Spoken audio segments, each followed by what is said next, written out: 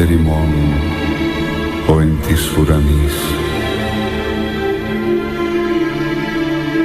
αγιαστήτω το όνομά σου, ελθέτω η βασιλεία σου, γεννηθήτω το θέλημά σου, ως εν ουρανό και επί της γης. Τον άρτον ημών των αιτιούσιων, δώσ' ημίν σήμερον, κι άφες ημίν τα οφειλήματα ημών, ως και εμείς αφίαμεν τις οφειλέτες ημών. Κι εμείς εν έγγυς ημάς εις πειρασμόν,